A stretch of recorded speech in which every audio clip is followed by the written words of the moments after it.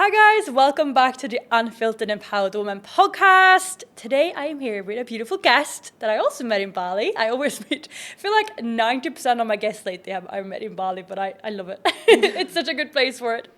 Her name is Emma McCabe. She is a mindset coach and she has built an incredible following on Instagram, literally from I don't even know. I get everyone starts at zero, right? But now you have over 50,000 followers now? I think around 52, yeah. That's insane. Absolutely insane. You're from Ireland, now you live in Bali.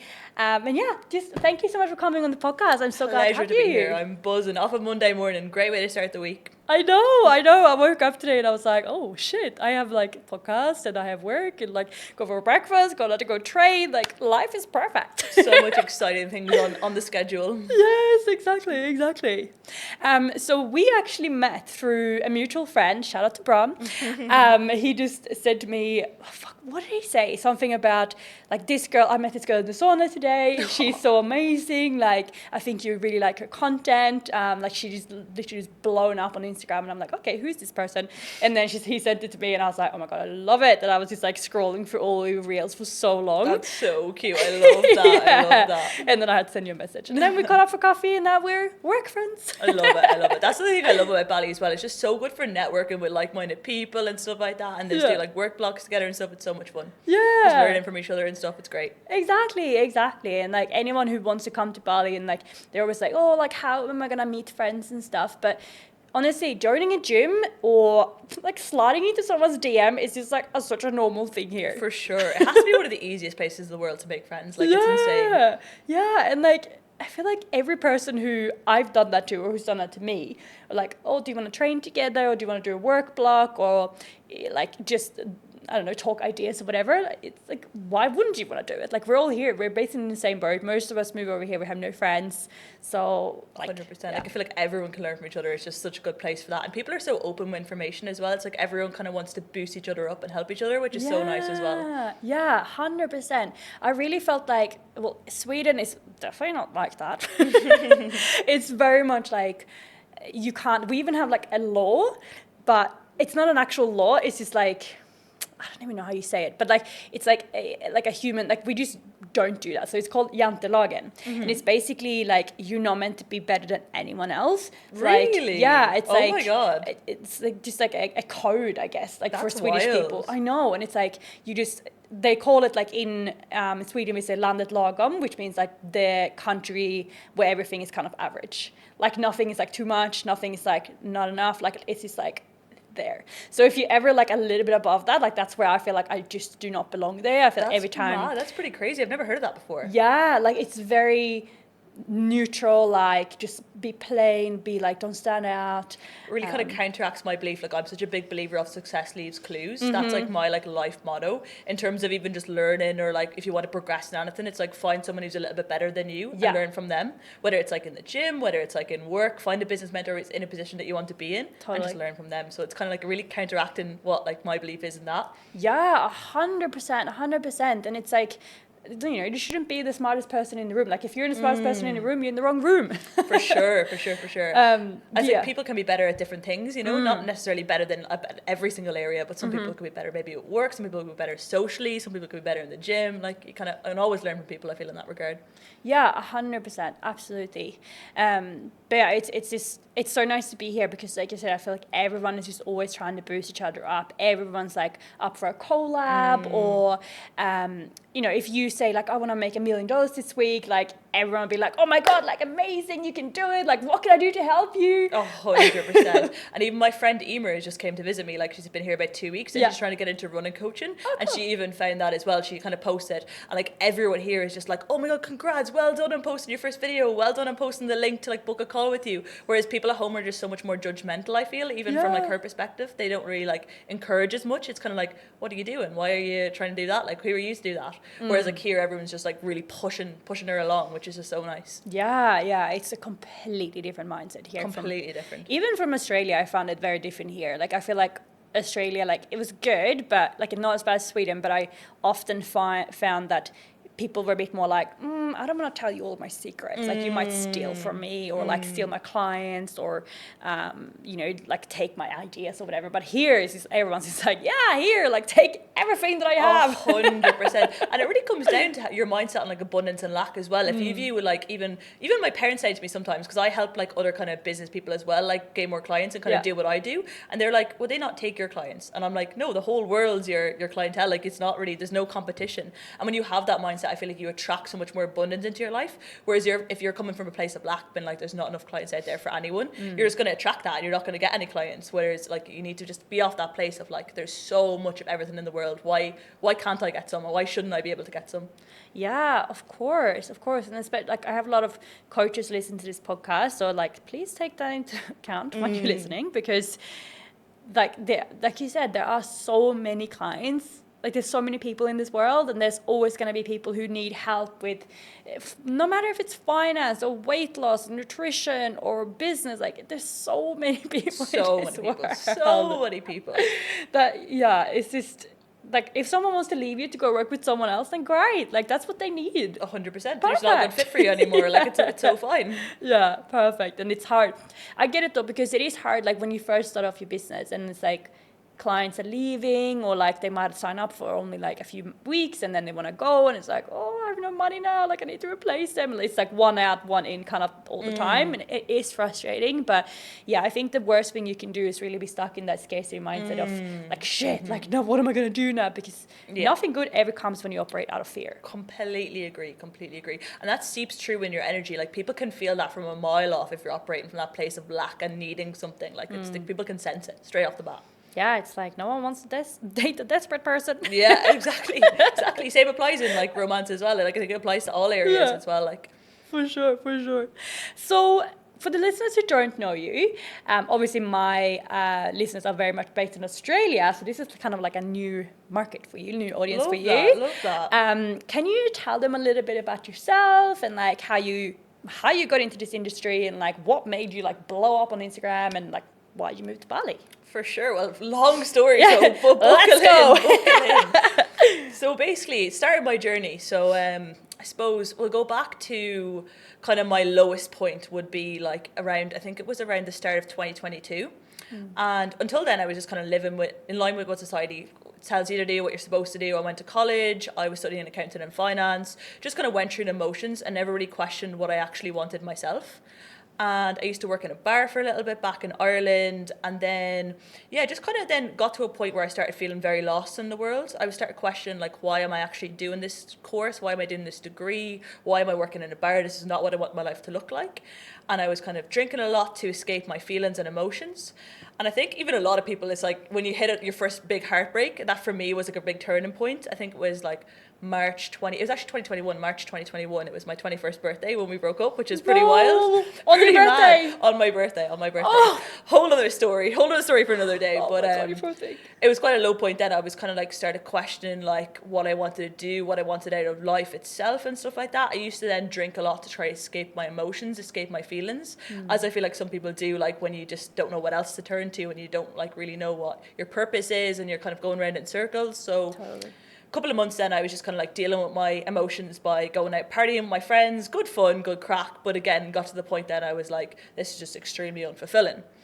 And after that breakup, I used to really struggle with spending time by myself, spending time alone. So then I was like kind of struggling with that. Used to even like get really lonely feeling when I spent a night alone in my apartment even. So I was like, how can I counteract this? So I started doing little things like going on little trips away from home by myself to push myself outside my comfort zone to try to get used to my own company and enjoy my own company a bit more. And then throughout that summer, I kind of kept pushing the boundaries a little bit more. I went to Europe alone and it was difficult. It was really, really hard. But it's started to enjoy my own company a little bit more, make more friends who were like kind of into traveling and stuff and into self-improvement. And then I was like, let me just like completely push my comfort zone and come to Bali. So then that was like on another year. I think that was May 2022. I came to Bali for the first time. Really long story here. But so then I came here kind of with no job as such. I was doing a bit of web design at the time, making a little bit of money, but still extremely lost when it came to what my purpose was or what I actually wanted out of the world. And yeah, so came here, I met some really cool people, and it really opened my eyes to the possibilities out of life itself. Because when you come from Ireland, like a small town, and maybe it's the same where you're from, it's like your options are very limited into what you can do for work, what you can do out of life itself. Totally. But coming here, I was meeting people who were making, we'll say, like 50K months on their online business. I met a guy who was making like 10K a month as a personal shopper, which was like wild. He flew around for like really rich people and Oh like, my bought them stuff. God, what a job. What a job. But it really opened my eyes to like show me that you don't have to do what like is kind of normal back in Ireland. There's so much other ways you can make money. Yeah. As such, that's not really like known or not really like kind of your eyes aren't really open to back at home. So I started really putting my thinking cap on then when I came here first and was like, what do I want to do? What is my purpose? Like, what will I find most fulfillment in doing and making money from? And then in December of 2022, went back to Ireland for a few months. I got a corporate job for a while and just really spent, I think it was 6 months, just figuring myself out, figuring out my purpose, trial and error, like kind of blindfolded, throwing darts against a dartboard, seeing what would stick. I had multiple different businesses. I used to have a clothing brand, Airbnb business back in Dublin, Wow. a couple of different things. And I was like, grand, made a bit of money from them, but it just didn't really fulfill me and light me up. So it's just really kind of like finding that thing for me and what is going to give me like fulfillment in terms of like as well as money, fulfillment too. And then started mindset coaching before I came back to Bali. So did that for a while and then started posting videos and I was like, this is it. This is what I'm supposed to do. I was always just really interested in learning about mindset, learning about people's mindsets. And yeah, just went all in, didn't give myself a plan B and just sent it and then just progressed from there. So kind of found my purpose and then I help other people then to kind of go through that journey themselves, speed it up, rewire their minds for success, find what their own purpose is in life, anti-procrastination systems, how to focus, how to get more work done in shorter spaces of time. So that's kind of my program at the minute, just helps people do all those things. Wow, I love that. That's so cool. So you said that you help like people like with who have businesses who like to stop procrastinating, to kind of change their mindset a little bit like that. Like, what is the biggest thing that like when they come to you, like what is the biggest reason that they start working with you? It's a great question, and it's usually kind of a number of different things. I work with people in a couple of different areas, but one would be like maybe they have a lot of options and they're not sure which one they should choose, or they can't focus, or they procrastinate a lot, lack discipline, lack like a strong why behind what they're doing, just feeling really lost and unfulfilled in life itself. Those would be kind of the main pool of reasons, kind of lack energy and lack that enthusiasm. Ultimately, I always say like you only get one life. You should be waking up really looking forward to each day, really excited for each day. So it's just kind of finding something that's going to make them wake up with that enthusiasm and excitement for life. That's kind of the main goal. Yeah, I love that. I love that. When people start their businesses and like they want to go online or whatever it is, do you find that a lot of people, like what is it that's holding them back from like posting and getting what they want and really achieving the success that they want for themselves? I feel like a lot of it stems from fear almost, like fear of failure or fear of caring what others think of them. Like as we kind of mentioned at the start, like people saying like, who are you to do this? Or why are you doing this? Or do you think you're better than everyone else? So ultimately, I think a lot of setbacks is fear or lack of a strong why, not having like a really strong why behind wanting to do something. And then there's kind of starting something and falling off track because you're missing that extra layer of motivation with the why. I think they would be the main two things probably. Yeah. How did you overcome those things? Because obviously you're from a small town as well. And I can imagine so many people listening to this, they are from a small town, or even if you're from a big town like Sydney, you're still going to have your friend group, and then you're going to have the group that's outside your friends that are not that supportive, but they watch everything that you do and have a lot of opinions about it. For sure. How did you like overcome that fear of like, oh my God, what are they going to think of me? And like, what if I don't succeed? Definitely, and there was a couple of things. It really did set me back even a while at the beginning of my journey with even posting on social media and stuff. And I remember there's like one or two pointers. There was one evening I was like lying on my bed, kind of like starting to post videos, and I was like, I think it was like maybe a video I watched or something, just like brought this thought into my head. And I was like, imagine being 70 or 80 years old, lying on your deathbed, about to die, looking back in your life, thinking of the life that you could have lived if you just stopped caring what other people thought of you and just went with your gut and went with what you know you're supposed to do. So even now, like in the position I'm at, had I not got over that fear of care, what people thought of me, and started posting videos, I would be probably still back in Dublin working a corporate job that just wasn't fulfilling me, like kind of waking up every day with no enthusiasm, no excitement for the day, as opposed to been sitting here in Bali on a Monday recording a podcast with someone so interesting that like I can learn from and just like living my dream life ultimately. So it's that, like, imagine the life you could have lived if you just get over this hump and get over this fear of care mothers. Think that was like a big one for me for sure. And another one was, I suppose, like, people who don't have the life you want, why would you listen to their judgment? You know, it's like I kind of shifted my mindset to, like, I'm going to stop caring about these people who are, like, going out beering, who are kind of unfulfilled themselves. I'm going to stop caring what they think of me. I'm going to shift my mindset to care what people I actually want to be like think of me. So, like, we'll say, like, even Daniel Dargan, who I was doing a podcast with last week, he was one of my people. I'm going to shift my actions to align with what will this person that I actually want to be like think of me. And that really helped, just, like, kind of aligning my actions with my dream life, as opposed to aligning my actions to impress the people who don't even have the life I want. Yeah. So that was one definitely big perspective. What about you and your journey as well? Did you ever face that fear of care mothers thought, or how did you kind of get over or get through that? Yeah. Well, when I started coaching, that was like 6 years ago now. Like, I've been in the game a long time. Nice. Although I was doing nutrition when I first started off. So there was like nutrition coaching, mostly for like CrossFit athletes and stuff. Cool. But yeah, I definitely went through a lot of that as well. And I think that anyone who starts to show up online can probably relate to that, because at the end of the day, like, we are all human, and it's literally in our DNA to want to fit in and to want to be liked and to, like, not be kicked out of the tribe, you know. Exactly. Then we will literally die. So exactly, I don't think, like, if you're listening and you're like, oh, I also care, like, that's normal. Like, we all care. Like, we'll be like stupid, like, it's stupid to say that you shouldn't care, because you're always going to care. Yeah. But you just have to choose, like, who you care about. Exactly. But yeah, so when I first started, I remember, like, I started posting a lot on social media, and I literally had people in the gym. This was when I lived in Australia. They were literally like, Ellen, I'm going to unfollow you because you're so annoying. Like, you post all the time, and, like, you don't even, because I started posting with the intention of, like, I'm going to build my brand before my business launches, because I was still studying at the time. Which is super smart to do, by the way. Like, I'm so grateful that I did that, because as soon as I launched, like, clients straight away. So anyway, yeah, I was posting and people were like, I'm going to unfollow you, or like, oh, you should create a business page. Like, I follow you because I want to see what your life is. I don't care about your business. I don't care about, like, your training or macros or whatever I was doing at the time. Wild. I know. And I was like, first I was really, like, offended and sad, and I really took that to heart. And I was like, shit, should I just start a new page? But then I was like, fuck them. I'm not going to allow those, like, 2-3 people control my life. Like, they might not even be in my life in, like, 10 years, and they're not. 100%. Like, I haven't spoken to these people in, like, probably 8 years since I left, like, so long ago.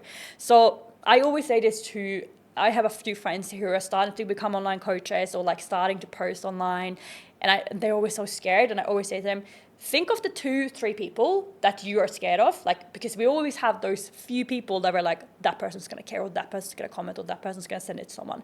100%. Like, are you going to allow those 3 people to control the outcome of your life? They're not fucking in your life. And, like, mute them then. If you're that worried about what they think, mute them. And if they're just like, oh, she's muted me, like, come on, like, are you really going to be that interested in my life? Like, that you're going to go to the extent of seeing I've muted you, that you can't see my story? Like, that is their problem and not a you problem. 100%. I love that. I love that. Just kind of shift in perspective, like, really. Yeah, just like, and that's what everything is about, right? Like, everything that we teach our clients is about how can you shift your perspective today, and how can that help you change your thoughts and your feelings and then your behaviors. 100%. Because if you're always looking at the world as like, oh, this is shit, everything, like, shit happens to me, and, like, I'm a bad person, and for example, here in Bali, it's like, every guy's a fuckboy, like, you can't find anyone here. And, like, of course you're not going to find someone here, like, if you think like that. All you're looking for is evidence to back up the beliefs you already have. So, like, even like that, if you wake up and you're like, today is going to be a bad day, or I'm having a bad day today, then all you're going to find throughout the rest of that day is evidence to back up the fact that you already think that today is a bad day. Whereas if you wake up and you feel a little bit shit, or you think today might be a bad day, but you say, okay, no, I'm going to make the most of it. Today is going to be a good day. Then all you're going to look for is evidence to back up the fact that today is going to be a good day. So you're going to start to block out the bits that are bad and just attract the bits that are good into your life, and then that will result in a good day. So it's just the power of perspective, and the power of, like, I always say, your perspective will either be your passport or your prison. So how you view things will either hold you back or it'll passport you forward in life. I love that. That's such a great, what's it called? Analogy? Analogy. Especially like living in Bali, this is our passport. Yeah, like exactly. a passport so good here. But I think that's a very interesting conversation because I think so many people can relate to that. Like I literally every single week I have at least one client who's like, I woke up today feeling really shitty, or I have people message me and like, you seem like you're always happy. Like, how does that work? So what would be like your best tip for someone who wakes up on like Monday, they might have like a little bit of anxiety from the weekend, like they might have done something stupid or had too many drinks, or even just like not liking their job and be like, ugh, another week of working. Like, what would you say to do like to shift that perspective? I suppose like realizing that what is in your control here. So it's like asking yourself, you wake up on a Monday morning and you feel like that. It's like, what is in my control is my thoughts, what I think about today, like my thoughts about the weekend, my words and my actions. And everything else outside of that is not within my control. So what I did at the weekend, I can no longer change that. That's done and dusted. So worrying about that is just wasting energy. I can actually put into changing this week and making this week better. Yeah. I would say not liking your job. What can I do to change that? Is there something I can do to change that? Yes or no? If the answer is yes, there's something I can do to change it. I can apply for more jobs. Then take action towards a different change, but ultimately just like accept where you are while taking action to make the changes that you want to make. And also I feel like realizing that life's a wave. Like not every day is going to be good. Like you're going to have bad days. Like no matter me, you, we both have bad days, as much as like sometimes it doesn't seem that way. Everyone gets bad days. So even just realizing, like, I think for me, when I have a bad day, realizing there wouldn't be good days without bad days. Every day would just be average. If every day was good, you know, it would just become like, okay, that's just a general normal day. So realizing you need to have those kind of like little bit lower energy days to be able to actually appreciate a good day when it comes along as well, helps me just settle in the fact that like, okay, I'm just going to ride the wave of today. And also I feel like when people have bad days, they stop doing all the things that make them feel better. So whether that's like going to the gym, whether that's spending time with like good people, eating good food, like whatever that is for you that makes you feel good.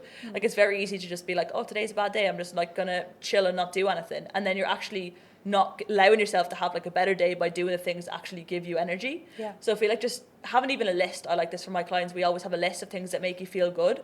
So when you are having that like low energy Monday, you can go reference your list and be like, okay, what can I do today to make this a little bit better? Like make this low energy a little bit better. Can I see my friends? Can I go to the gym? Can I do a workout? Can I go for a dip in the sea? Whatever that is for you. And just like that'll increase your day a little bit further to make it a little bit better than it was before. Yeah, yes, I love that so much. We have, with my clients, I'm always like, put on a song that makes you feel good. I love that. Because music is so incredible. It can literally just change your whole like outlook on life, like your whole frequency, energy, like everything. I love that one. Yeah, like I literally have a playlist that's called my girly playlist that I put on every single morning. So first I do like affirmations and manifestation and like all my mindset stuff. I love that. But then I put on like one of those songs from the playlist and I drive to the gym and I'm like buzzing, like singing along. Like if you see me riding my scooter here, I'll be like, yeah, like singing. At you like and me both. 6:30 in the morning, people are like, the fuck is wrong with her? But I'm just like so happy, and that's how I set myself up for the day. And like, of course, like you said, we're all gonna have shit days, and that's perfectly fine. You're allowed to have shit days. 100%. You're allowed to like not want to leave the bed and just lay and watch Netflix all day. That's fine. It's okay. You don't have to do anything today if you don't want to. Exactly. So it's like acceptance of like, okay, that's I'm just going to accept it for what it is. Exactly. Like when I first started working with a mindset coach like years ago now, she said to me that I need to give myself permission to be lazy because I'm a very like high achiever. I really struggle to wind down. And that was like, because she's like, you're probably just going to be at home watching TV anyway. So instead of watching TV feeling lazy and feeling like shit, feeling guilty, why don't you just give yourself full permission to do it, and then you're actually going to get something out of it. Because otherwise you're just going to watch TV all day but feel like shit the whole time and think I should be doing this, and then the next day you're still going to be wanting to watch TV, but because you didn't actually enjoy it, you didn't get anything out of it the other day. And same thing goes with like, I work with a lot of clients with binge eating. So I was like, well, if you're going to eat the chocolate, and enjoy it. Yeah. Like otherwise you're eating it but you still feel guilty, so you're not actually enjoying it, so you're not actually ticking that box that you want to tick. I completely agree with that. Yeah, definitely. Yeah, it's funny how we're so wired to just feel guilty about so many like natural things, like having a bad day. Like why is it so bad to wake up and feel tired and not be like 100% super productive every single day? And I think it comes back to like life. People see like life as like, I'm just supposed to be happy all the time, but that's not what life is. Life is about experiencing every single emotion there is. Like there is bad emotions, there is good emotions, but you wouldn't have a full life if you didn't experience every emotion. It just would be half a life, you know? Like you want to experience fear, you want to experience heartbreak, you want to experience all these things that just like make you human. Everyone has to experience them in their life, so you might as well just appreciate them for what it is when you do get these emotions, even though some of them might be negative. It's still like an emotion, a new emotion that you can like feel and just like allow yourself to feel. Yeah, for sure, for sure. I know that's something that you work a lot on with your clients, is to help them change kind of how they see themselves, like rewiring their brains of, you know, like you said before about if you wake up and you think, oh, I'm a failure, I'm not good enough, then the whole world is literally just going to give you evidence for, yeah, see that you're a failure, you're not good enough, you're like this and that. How, like for someone who struggles with that, like what would you say is a good first step for them to start like taking? So if you see it like this is another analogy, we'll say like a really overgrown field, right? And the negative thought patterns you have, we'll say, take one as an example, like I'm a really lazy person, and you just see yourself as being lazy and you can't shake it. So we'll say there's a really overgrown field, and like the more you walk that thought, the more the grass gets battered down. So that path is going to be the easiest one to take because it's the most like clearly differentiated path. So it's like, I'm lazy, I'm lazy, I'm lazy, I'm lazy. So no matter what comes into your head, that's the easiest thought pattern to take. But if you want to change that, you have to start kind of being aware of that thought that you want to change, and you want to say, no, I'm hardworking. So then the more you start to tell yourself, I'm hardworking, the more a new path gets drawn. And then the more you take that path, the more it gets battered down, and the more the other one gets a little bit more overgrown. So then it's going to be easier to tell yourself, I'm actually hardworking, than it is going to be to tell yourself you're lazy. So that's the first thing, is just to consciously replace the negative thoughts with more positive thoughts that are actually going to push you forward. I think the second really important pointer is then to stack evidence for the new thought. So you can tell yourself, I'm hardworking, as much as you want to tell yourself that. But if you don't actually believe it, or there's no evidence there to prove that, it's going to be quite hard to convince yourself. So the first step is to replace the thought. And the second step will be to find evidence then for the thought. So with little decisions, we'll say like, I'd usually lie on the couch instead of going to the gym. But if I get up and go to the gym today, that's going to be one vote in favour of the hardworking person I want to label myself as. So the more you make decisions in line with that hardworking person that you want to be, the more evidence you're going to stack in favour of that person, and then the more you're actually really going to believe that thought when you start to take the thought, I'm more hardworking. So it's those little decisions, like, should I get home from work and lie on the couch, or should I make some content and post it on social media? So if you choose like the lazy option, you're going to keep labeling yourself as lazy. But if you choose the option that's a little bit harder, you're going to start to label yourself as hardworking, because that's another vote for the person that you want to be in terms of a hardworking person. So it's just those little decisions, and then they start stacking up as evidence for the person that is hardworking. So then eventually you're going to believe that thought. So I think step one is awareness of the thoughts that you want to replace. And step two is stacking evidence in favour of the more positive thought that you want to believe. Yes, I love that so much. And all of my clients listening to this will be like, oh my God, it's exactly like your analogy about the forest. Because I always basically use exactly the same. Like, have you ever tried to walk in the forest when there's no path? I'm like, that's freaking hard, isn't it? And that's wild. It's basically the same. It's exactly the same, but just different field and forest. But I think that you made a really good point with the evidence part, because I think that this is something that people tend to skip. And especially with social media these days, and it's like, just tell yourself that you're beautiful, or like just say, like, stand in front of the mirror like naked and say, I love my body. But like, if your mind is so wired to think, and you've literally been telling yourself for like 10 years or more that you're ugly, you're lazy, you're fat, you're disgusting, all this stuff, your mind is not going to believe that, because you have no evidence, like you said, to show for that you actually believe these things about yourself. 100%. So that's like such an important part that I think needs to be spoken about more, and like especially on social media, like just saying affirmations in the mirror, like your subconscious mind is just going to be like, that's not true. 100%. And even stems like to confidence as well. It like stems into that as well. And like people can tell themselves, oh, I want to be more confident, I want to be more confident. But until you start to stack evidence for the fact that like you're confident in yourself and you trust yourself, that's not going to happen. So even just simple things like telling yourself, I'm going to wake up at 6:30 and then snoozing your alarm to 8. Like, how can you expect to be a confident person if you can't even trust in yourself to wake up at the time you told yourself you're going to wake up at? You're just kind of stacking evidence against the fact that someone who can't trust what they're going to say. Or even when it comes to like work, if your boss tells you that I'm going to be your boss tells you come into work at 9 o'clock. You're going to be there at 9 o'clock because you know there's something on the line. But if you tell yourself, I'm going to start work at 9 o'clock today, and then don't start till 10, then you're just losing trust in yourself, losing confidence in yourself to actually show up and do the work, you know? Yeah. Oh my God, that's so true.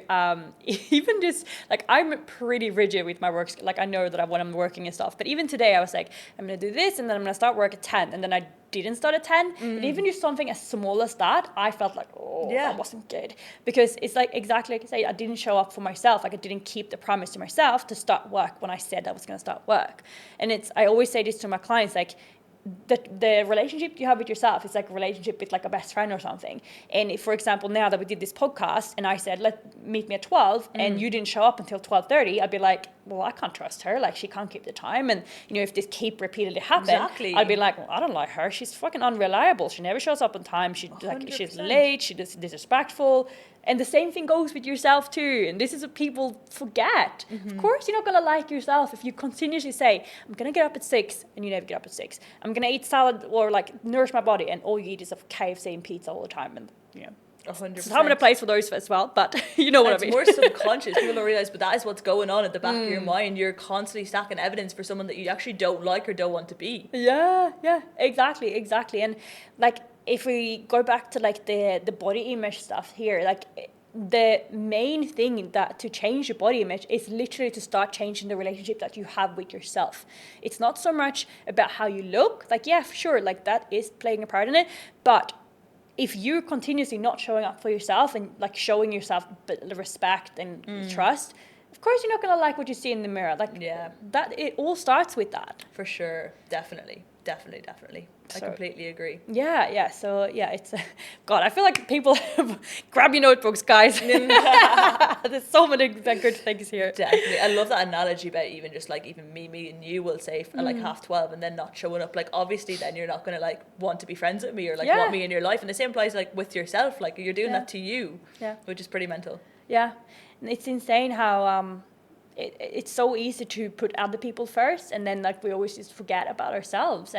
But that's like the most important relationship that you have in this life. Definitely. And did you ever struggle with, we'll say, people pleasing or having to say no to people? We'll say when you started coaching or started this journey yourself. Like, do you mean with new clients or? No, we'll say with like, say friends at home who were like maybe wanting you, expecting you to come meet for coffees, but maybe you were busy with clients and stuff like that, or like pleasing people just in general in terms of friendships.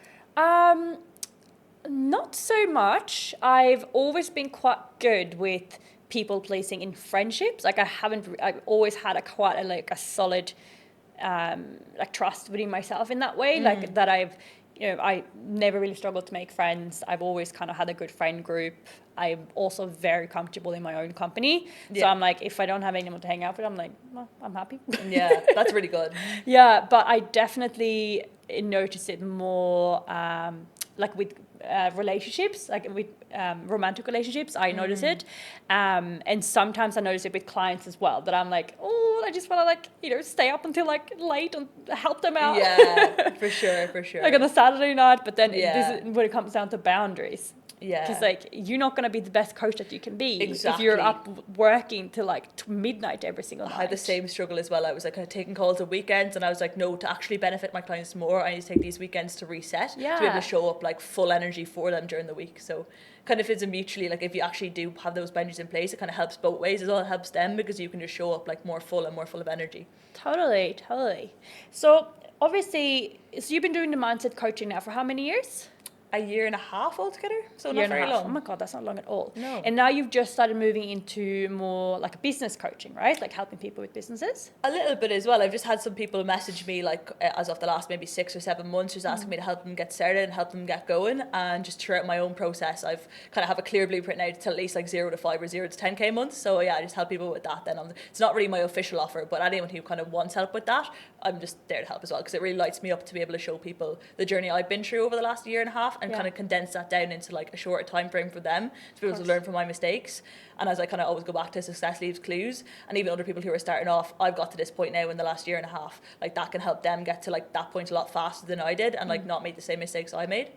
So, yeah. Oh God, yeah. And I feel like the people who have been through it, they're like the best teachers. 100%. Definitely. Especially like I always refer this back to like CrossFit. Like if you want to learn how to like snatch or do a pull up or something like that, you're not going to go to the coach who just got it like that. Like you want to go to the coach who struggled, who went through everything to learn that. Completely agree. They're going to have so many tools in their toolbox. Like, definitely. I love working with people, like all the coaches that I have are like people that have actually struggled, and I'm like, I can relate to you. Yeah, no, I completely agree, definitely. And it's really important to match values with someone you work with as well. I feel like that as well, because, well, say some people could be like just money, that's their like main form of success and like main form of like measuring success, whereas someone else, it could be like filling all your cups, like having a good social group, a good social network, and having like good relationship with your family and friends, and also having like a good gym life as well, and like work out a lot and sell money there as well. So it's important to get someone who like really matches your values in that regard too, I feel, in terms of coaching with someone. Yeah, 100% for sure. So obviously you live in Bali now. Do you think that, like, do you see yourself here for like long term, or like what's your plan for the next 5 years? Do you have a plan? I don't really have one, to be honest. I'm very much a go with the flow kind of person, like, but I do love Bali, and I've done a lot of travel over the last year, and there's kind of nowhere really in the world that I'd rather be than Bali. So I think it'll be my base, and then between like there and Ireland and Europe a little bit, just do a bit of travel, but always have like Bali as my base, I think, for the next while. Yeah, that's my plan. What about you? What's your... Oh yeah, same. We just signed a lease for a villa for a year, so nice. Can't go anywhere now. I'm stuck. The best way to be. Yeah. But I feel like people always ask me here about like, oh, how long are you gonna like live in Bali, especially back home? I don't know if you get the same. Like, when are you gonna get a real job, or like when are you gonna move to a real country? Like, yeah. I'm making like more money here than I ever did anywhere else, and I'm also, and the reason why is because I'm so much happier. Like when you're happy, people see that and they're gonna attract towards you. Like if this, like we said before, like if you're operating from a place of fear and scarcity, or like you pissed off and like you whatever, like no one's gonna want to work with you. Like completely they come agree. to you because of your energy. Like attracts like. Yeah. Like there's a gazillion people who do what we do, but why people want to work with us is because they like who we are. Definitely. No, I couldn't agree more. And if you can't like be full yourself, you can't coach other people as well. I feel like that it's really important to make sure your own cup's full and make sure you're 100% kind of like happy and in the right place yourself, in terms of friends and in terms of like working out and everything else, to be able to like kind of overflow to your clients and just give that back as well. I think that's so important. Yeah. Being yourself online, I think that you're nailing it. Like your reels are so good. Thank you so much. Make sure I'm gonna tag you all of your stuff below anyway, so everyone go and have a look at your reels. Thank you They're so much. Good. How do you come up with like the ideas of all of these? So yeah, authenticity is something like I've really always from the start said I was going to try be as much in line with like me as possible on social media, because that's just one thing that's very important to me. So from the get-go, like it was really hard to kind of like find even my own flow and my own swing in terms of like what is me. So it was kind of like throwing stuff against the wall at the beginning and just like taking my concepts and bringing them to life a little bit more with like maybe like props sometimes, or I sometimes draw on a whiteboard and stuff like that. But yeah, my content strategy and my real strategy is a bit sporadic. I'm like just kind of brainstorm each week and see what kind of ideas I have and see what I learned myself and what I can help other people with, or maybe what my clients struggled with, and just create video ideas around them. That's kind of my whole strategy in terms of reels and posting. Yeah. Well, you're nailing it. You're doing Thank very, you so very much. well. Do you ever like run out of content ideas? Actually, no, like it's my favorite thing to do. Like I even when I'm just like driving my bike, sometimes I'll have to pull over and just go into my notes and like write an idea. I've actually never got to the point of like, no, never. I feel like every content creator can relate to that. There's so many times this has happened to me, or like you're like mid conversation, you're like, hang on. Yeah, just have something. Or sometimes even right before I go to sleep, I'll have like an idea. Oh my and I have to, God. like, go on my phone, get my notes straight away. So many freaking times that's happened. Or like I need to have Definitely. like a notepad or something next to my bed, just like write things down. Definitely. But I think that's good though. That means that it shows that you really do love what you do and that you live and breathe this stuff. I completely Because sometimes agree. people will ask me like how do you come up with all your content, or like do you ever get sick of it? I'm like, I love it. Like I would literally, if I could just make content, I'd be so I'm happy. literally the exact same, 100%. Like And it's because we love it so much and we really truly believe in what we coach. I feel like people who don't truly believe in what they're doing and they're not passionate about it, of course it's going to be hard to make content. Like I wouldn't freaking want to do content about, I don't know, like nutrition, for example. I used to coach nutrition, I loved it. But the thought of like writing down like the macros or something like that now for someone, no. Like I would rather just like not make any money that way. Definitely. And I said it to someone before as well. It's like when you're posting videos, a really good mindset trick is to like act as if you're speaking to your younger self. So like say your younger self is waiting on the other side of the phone, waiting for your video, and you're letting them down by not posting a video. I think for me that really helps with consistency and just posting every single day. It's like imagine me now back in Dublin just like waiting for someone to like that I really am inspired by to post a video to kind of like, give me that motivation and give me that boost, and then they just don't post and don't show up, and how like disheartened I'd be. So that's kind of like a little bit of a mindset trick I use to be consistent. Sometimes if I just don't feel like posting, I'll just be like imagining my younger self and how disappointed they'd be to not receive that video. Yeah. That just really helps with it. Oh, that's such a good trick. And also like to kind of think back like, oh, what would I have needed at that time? Exactly. That's really smart. I like that. I'm going to steal that. 100%. Steal away. Yeah, that's a really good trick.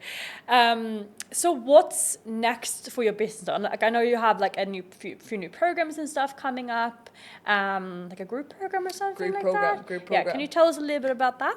Yeah, for sure. So like for the last while I've been doing one-to-ones, and I've been at full capacity now since January. So I just want to help more people, and I think like even the group element of things just really lights me up. I love like coaching a group together, because like the motivation and energy in like a group setting is just like so powerful, and everyone's sharing wins, everyone's sharing what they're grateful for, and like little other prompts I put in, and there's prizes, and hopefully get a few guest speakers in there as well. So the next move will be to branch more into a group coaching kind of element as well, and just help more people and more people and more people. So that's ultimately the goal. Yeah, group coaching is the best. Like I absolutely love it. I definitely am moving more and more towards that as well, because like you said, it's just so inspiring to have like a group of people. Like imagine if you were like when you were back in Ireland, when you were going through like breakup, or you know you were heartbroken and you were just like sad and you didn't know where to go, and like you didn't know what to do, and to then be in a group with like 20 other people who also going through that. Like, amazing. It would have been the best thing ever. Literally.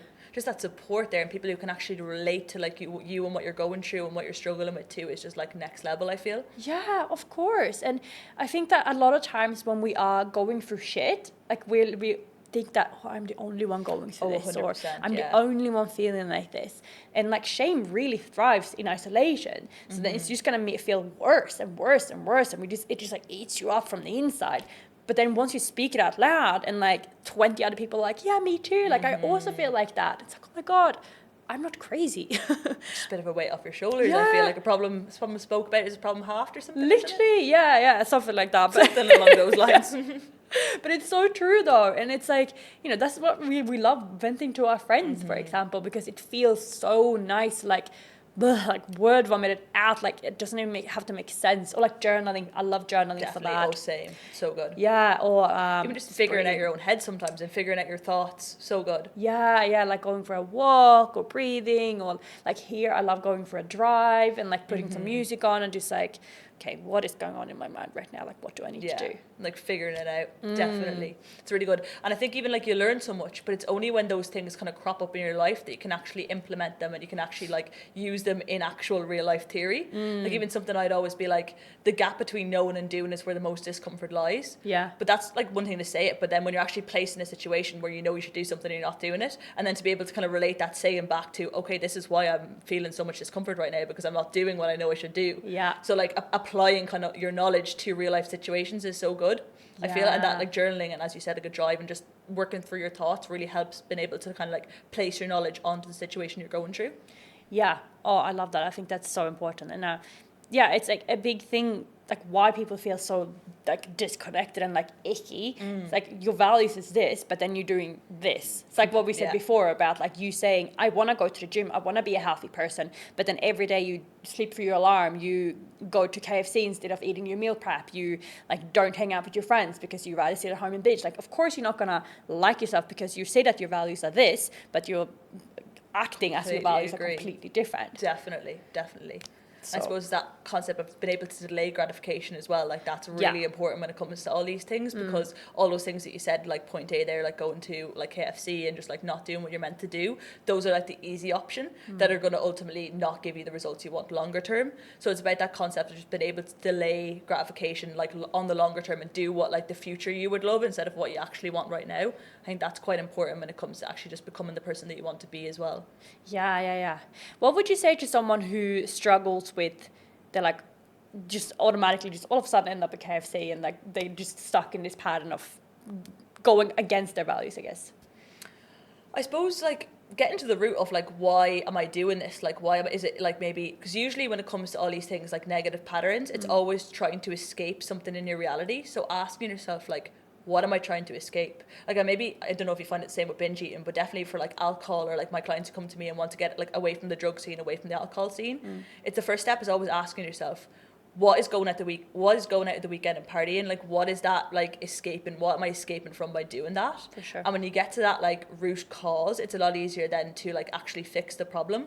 So we'll say for some people it could be because I wasn't happy with the week I put in. Like this week I just feel like I made no progress. So then you can ask yourself, okay, what can I do next week so I don't feel like this on Friday? Like, how do I feel like I made a little bit of progress this week so I don't feel the need to escape my whole week by going out and just getting lashed on the weekend. So like whatever that root cause is, getting to the bottom of that first, and then it's very much easier able to solve the problem, whether that is like always ending up in KFC, or whether that's drugs or alcohol, or whatever that escape mechanism is for you.